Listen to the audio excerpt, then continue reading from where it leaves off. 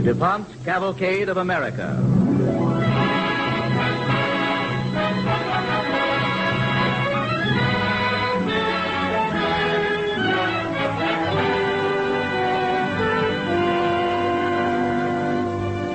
Starring Agnes Moorehead in Party Line on the Cavalcade of America, sponsored by the DuPont Company, maker of better things for better living through chemistry. Here is a cool and refreshing suggestion for your home this summer. Paint those drab faded walls with DuPont Speed Easy Wall Finish. Although you thin Speed Easy with water, it dries on your walls to a velvety oil-type finish. It's easy to apply with a large brush or roller, and it dries in less than 1 hour. You can use Speed Easy on wallpaper, wood, plaster, or most any interior wall surface. It comes in 11 clear, beautiful colors. Speed Easy, its name tells the story. It goes on easily, and it dries quickly. It's Speed Easy, and it's made by DuPont.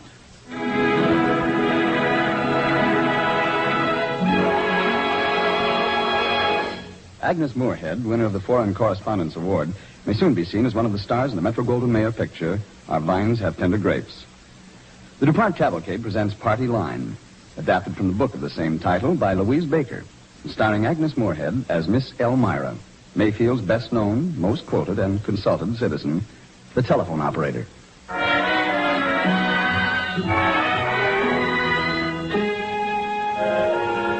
Hello. Is everybody on the line? Well, that's good. Well, friends, you will be delighted to hear that Mrs. Ned Branner gave birth to an 8-pound baby girl this morning at 5:20. Now, isn't that lovely? They named her Beverly. Mrs. Branner. That's how I remember Miss Elmira, operator of Mayfield's telephone exchange. My name's Louise Maxwell, and when I was a child, there was no such thing as a dial telephone. Every family in Mayfield rich enough to have a phone shared it with at least 3 other families on what was known as a party line. We Maxwells were on a party line along with the Dexters and the Myers and the Granders. Mayfield's telephone exchange wasn't very large, but Miss Elmira ruled it like a queen rules an empire. I found that out when Kenneth Myers and I tried the season's most popular telephone sport once too often. You want to do this one, Louise? Hello. No, you do this one. I'll do Mr. Bennett. Hello. Miss Elmira? Well, of course it's Miss Elmira. Who's this? It's me, Miss Elmira. Kenneth Myers. Oh, I thought I recognized your voice. What do you want, Kenneth? Can you connect me with Mrs. Hogg, please, Miss Elmira? All right. Hello. Is this Mrs. Hogg? Yes? Hi, the little pig, Mrs. Hogg. Now it's my turn. Remember what you have to say. Sure. Let's see now. You got Prince Albert in the tin can? Well, you better let him out. Okay, Louise, do it now. Hello. Miss Elmira, will you give me Bennett's Pharmacy, please? Now, listen to me, young lady. If you're going to inquire for Mr. Bennett about Prince Albert, I assure you he's still in the tin can. Yes, ma'am. Moreover, Mr. Bennett has been hearing that Prince Albert joke for 3 generations, and so have I, and neither of us thinks it's funny anymore. No, ma'am. And now, as long as you're on the phone, you may as well take a message for your mother. I know she ain't home, otherwise you wouldn't be pulling these shenanigans. Yes, ma'am. Well, when she comes home, Louise, tell your mother I tried that pot roast recipe she gave me with a tomato, and it came out fine. That's all, I think. Oh, except the next time you're down this way, I want you to come in and see me. I want to talk to you. Yes, ma'am.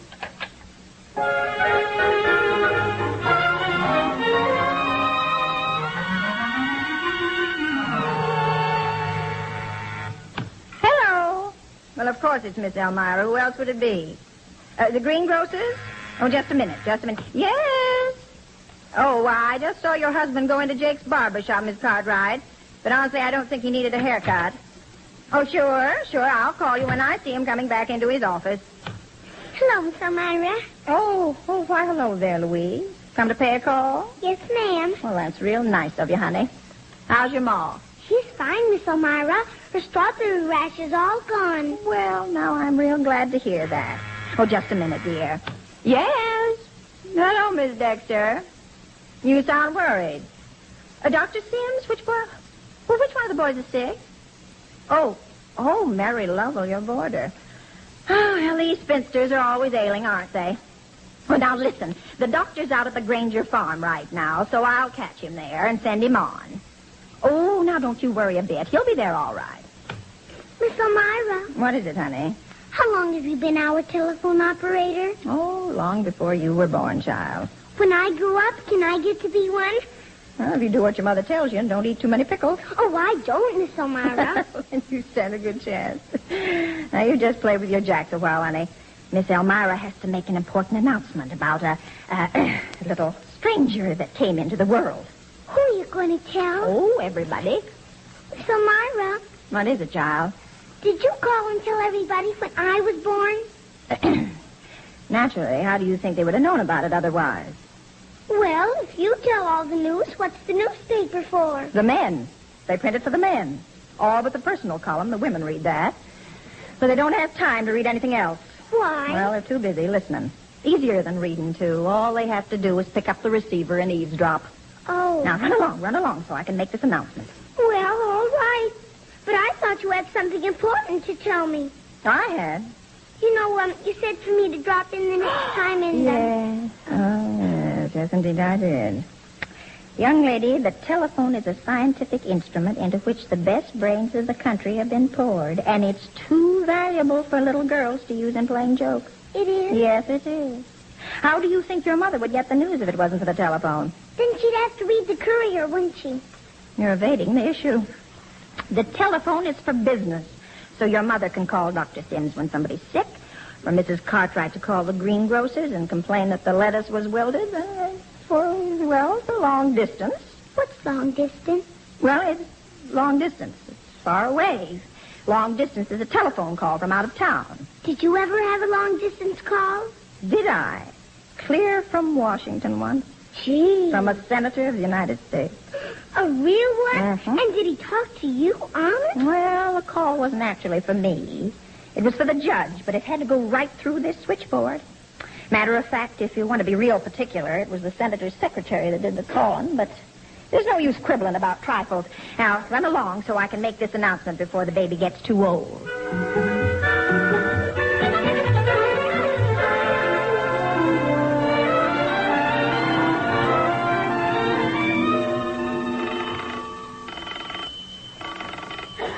That's our ring, Ma.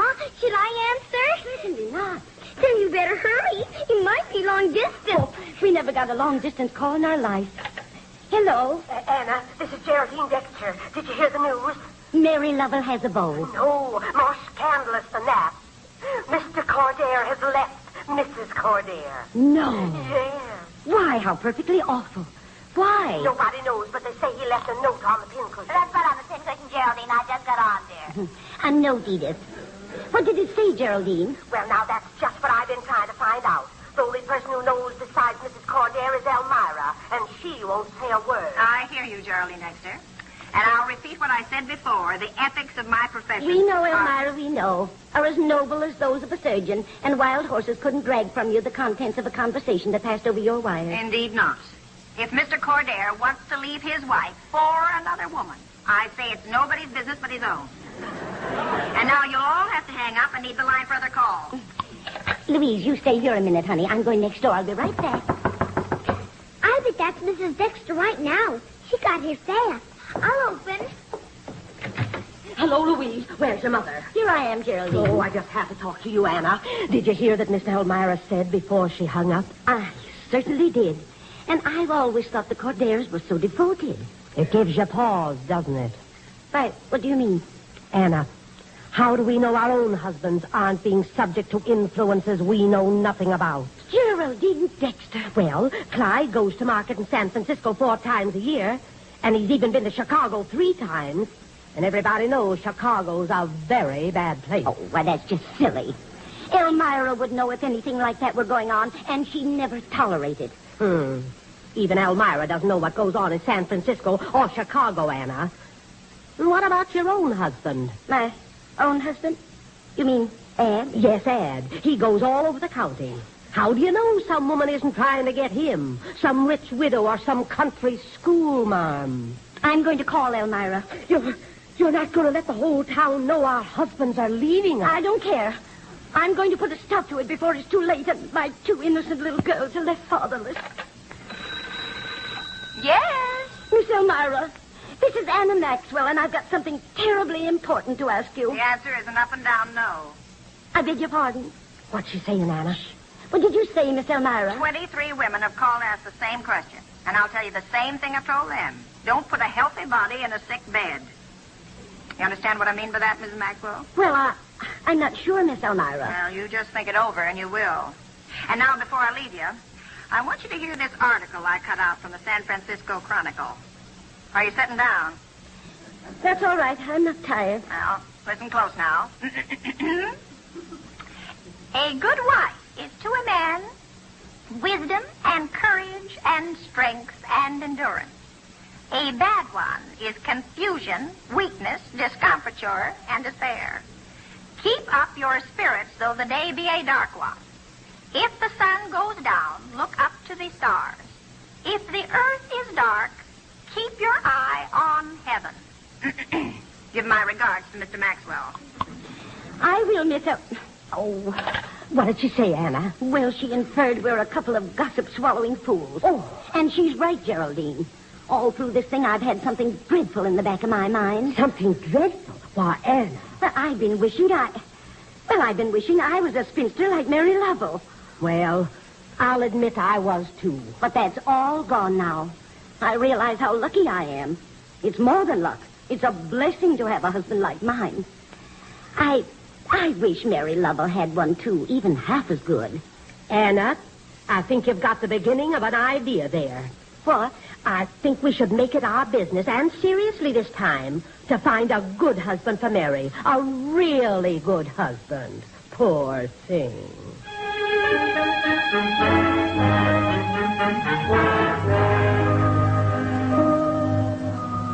Well, it sounds like a good idea, Miss Dexter, but Mary Lovell is forever saying she's very happy as she is. I don't care what she says, Elmira. She just can't be happy unmarried. Of course not, no. Good. Well, you better be careful, Mrs. Dexter. Mary Lovell might hear you. Oh, no. She's upstairs reading her poetry. Poor thing. If there were only some man we could introduce her to. She's already met the 3 Mayfield bachelors 11 times. There's no use torturing them anymore. Maybe we could give a party. The men could bring their unmarried business associates. Well, wouldn't do her any more good than giving a dead dog a bone. Then you add a pinch of salt and sprinkling of pepper and bake in a hot oven for 1 hour. What's the matter with her? That means Mary Lovell's coming downstairs. Oh. Well, we'll think of something. Yes, indeed. Yes, indeed. Never say die. By the way, how old is Mary Lovell? She's as old as I am, even if I do have 2 children and the beginning of a double chin. Well, I still say never say die. Oh, excuse me, girls. Excuse me, a stranger's coming in. I've got to get off the line. Pardon me. I was told you might be able to help me find a room to rent. Excuse me. My name is Benson. Charles Oglethorpe Benson.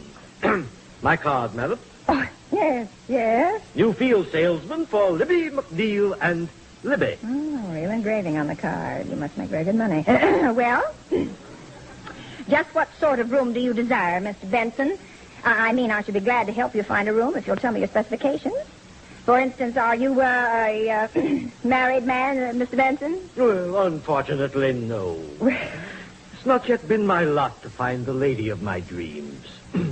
I'm looking for bachelor quarters. Bachelor quarters? Bachelor quarters. Well, you come back here in 15 minutes, Mr. Benson, and I'll have a fine room for you. You did say bachelor quarters, Mr. Benson. Well, yes, I did. Of course, if it's too hard. Oh, no. Be sure and come back now. You hear? 15 minutes.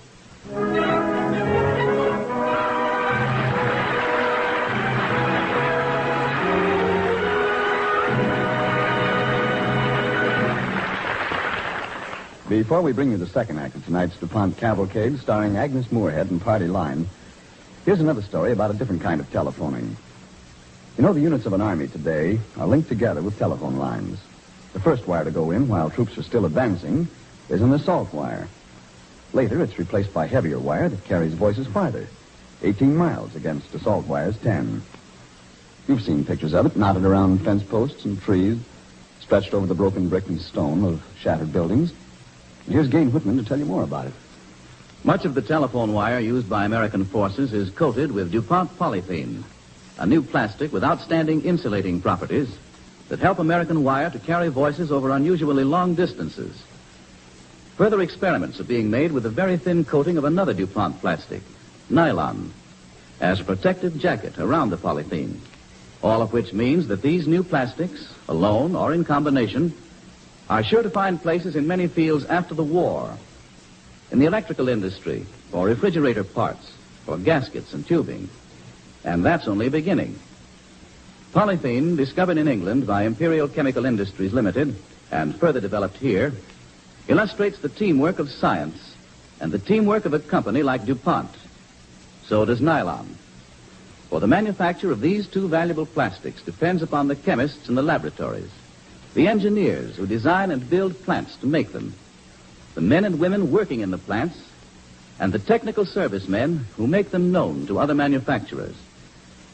All of these people work together to bring you the products of industrial chemistry we at DuPont speak of as better things for better living through chemistry.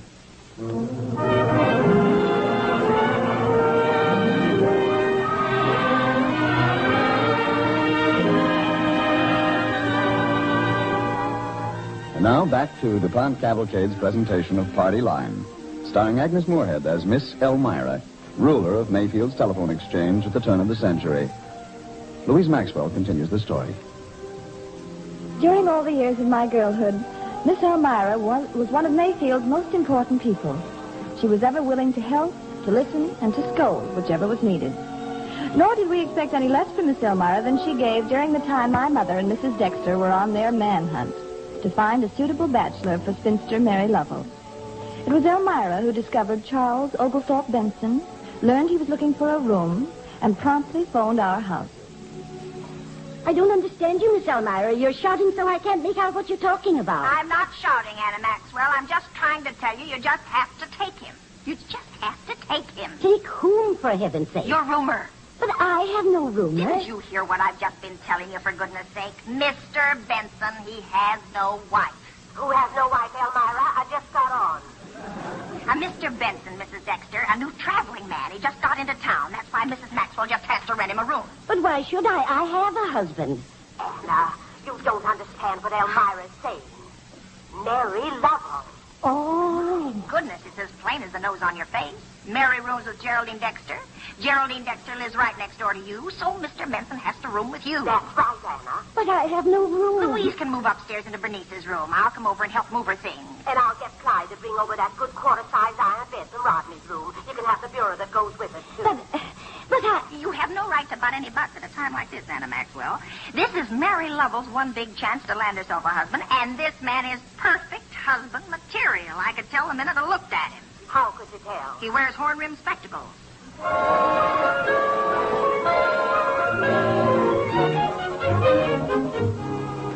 The minute Mr. Benson moved into my old room, the campaign started. The strategy was developed over the telephone. It was Miss Elmira who decided on the first great move. What Mary needs is a past. A what? What does she need a pass for? Well, my goodness, do you want him to know no man's even looked at her for 15 years? Well, what kind of a pass could she have? It has to be romantic. I know what. We'll make up a doctor. Mary was engaged to an upstanding young physician who got the call and went to China and died. Died of malaria. What about an actor? Actors are more romantic than doctors. This one could have died in a duel. For her honor. Well, that's all right. That's all right, but we better make it more distinguished. Mr. Benson, the distinguished type, you know. Let's see. Mary was engaged to the wealthy scion of a Boston family.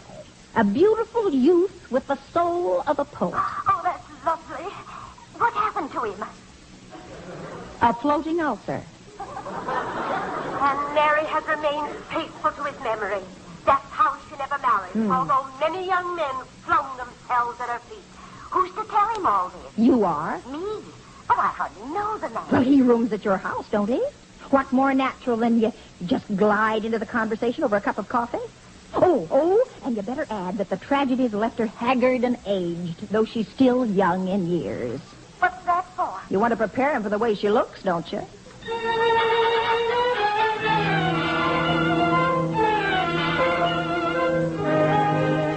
I can still taste taste that roast chicken my mother prepared for Mr. Benson's first Sunday dinner. It was a strange and wonderful day. For once, I was allowed to eat an entire meal without a single vegetable. And Mother didn't even scold when I put a gravy spot on Aunt Delia's embroidered tablecloth. We were all too busy watching Mr. Benson and Mary Lovell. Well, now, you know, that was the best dinner I've ever eaten in my life. Ever. Why, thank you, Mr. Benson. But you wouldn't say that if you ever tasted the roast chicken Mary made. Isn't that true, Mary? Oh, she's just flattering Mr. Benson. I'm not good at anything. Anything? Why, Mary Lovell, you know very well you make the best Banbury cakes in Mayfield. Oh, no. Don't believe her, Mr. Benson. Our Mary's inclined to be too modest. That's why she's the most popular member of our unmarried set. Mrs. Maxwell. I can readily see why. Oh, Mr. Benson. Well, I guess I'll leave you two young folks to get acquainted while I see how my little girls are faring in the kitchen. They're just too quiet to suit me.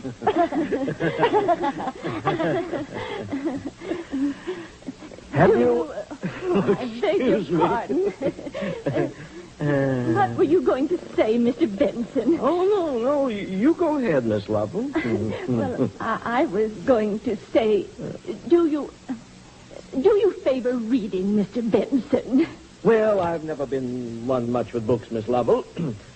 I regret that now. It's never too late to learn, Mr. Benson.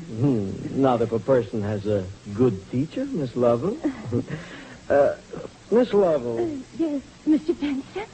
Would you... Yes? lend me one of your books? Why, Mr. Benson, I should love to.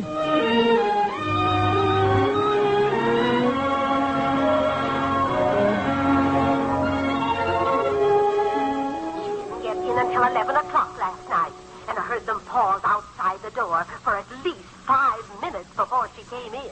Which show did they go to? The first or the second? The 7 o'clock show. Then they went into Bennett's pharmacy. That was at 9 o'clock. They each got a cup of hot chocolate. And that's when he told her the blue of her dress matched the blue of her eyes. Well, for my money, they're as good as engaged. I wonder if my good black dress would do for the wedding. I've had it 2 years. Well, I'd like to ask Dad for a new print, but I know he'd raise the roof. What about you, Miss Elmira? I'm waiting for the invitation.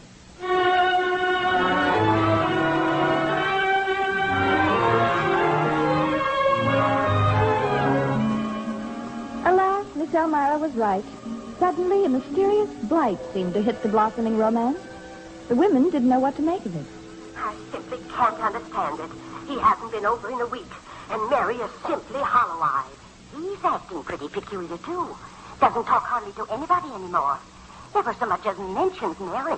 Although he used to love to get me on the subject of that poor dead Boston fellow. Hasn't she confided in anyone at all? She's not the confiding sort, Miss Elmira. Oh? She's lived here with us now for 11 years, and I swear she's never told me one intimate thing about herself.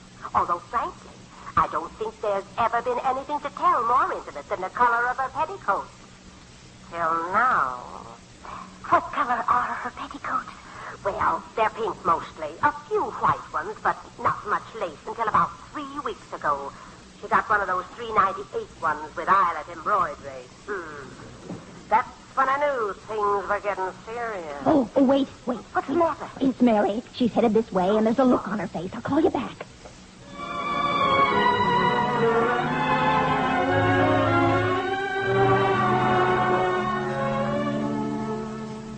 That's why I came to you, Miss Elmira, because I know that if anyone would know who started that awful rumor, it'd be you.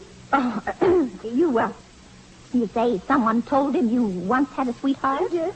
Well, I thought, I should think that would make you more interesting, so to speak. Well, that's what he said. He said at first he was actually attracted because of my romantic past. Uh-huh. And then later it began to worry him. Oh, Mary. Oh, who could have started that horrible rumor? I bet it was that Mrs. Cartwright. It sounds just like her. Well, it does sound like her.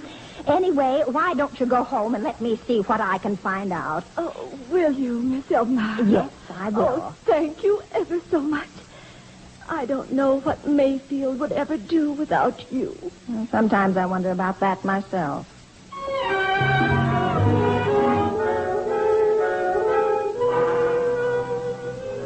So you'll just have to tell him, Mrs. Maxwell. You mean I'm to tell him I lied? Now, Elmira Jordan, that's not fair. After all, you made up that Boston fellow yourself. Oh, it's a shame to do away with him this way. He was such a nice boy. And so highborn.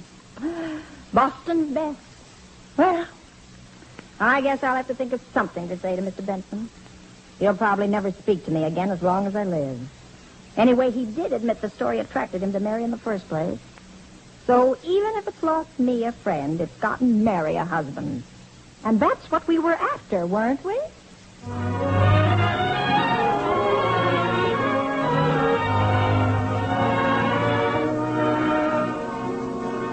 Well, there's the story of Mary Lovell, Kenneth Myers, Mrs. Dexter, Charles Oglethorpe Benson, and Miss Elmira. Mary Lovell's Mrs. Benson now, and Kenneth Myers is a major in the Army. And Miss Elmira, well, Miss Elmira is no longer at the telephone exchange. But I can never dial a Mayfield number without hearing Miss Elmira's voice.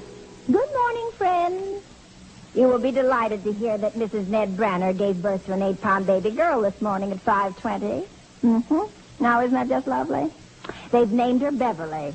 Mr. Branner wanted her to call Genevieve after his mother, but Mrs. Branner's always liked the name Beverly ever since she read the Graustark books. Mrs. Branner didn't have a hard time of it at all. Her mother came down from Oakland to help out for a while. Well, goodbye now.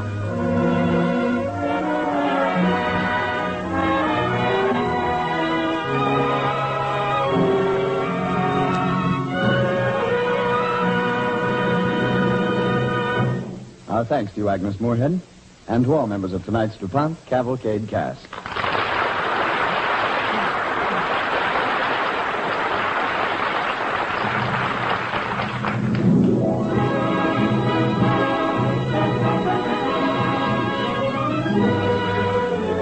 Next week, the DuPont Cavalcade is going to bring you a radio play about two American medical officers who sought out one of the most terrible scourges of history, typhus, the feverish, hollow-eyed emperor of death, who down through the centuries had never met his master.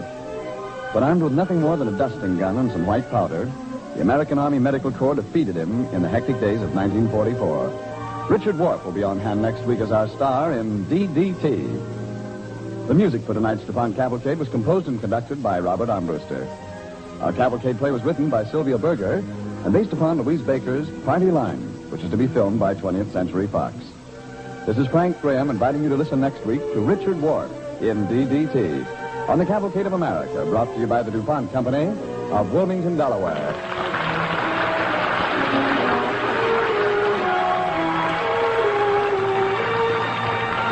This is the National Broadcasting Company.